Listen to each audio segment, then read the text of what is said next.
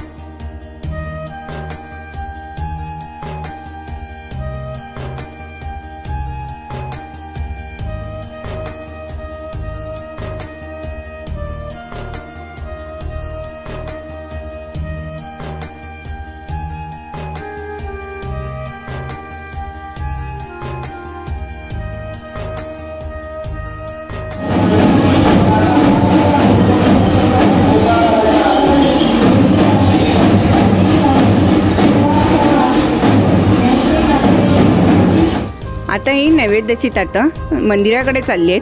इथे मी एक सांगेन तुम्हाला की हा जो नैवेद्य आहे की आजपासून अंगणे जी आहेत म्हणजे अंगणे कुटुंबीय जे आहेत ती लोक आत्तापर्यंत जे पावसापासून जे भोपळे पिकलेले असतात ते खात नसतात. फक्त जो पहिला मान तो देवीला देतात.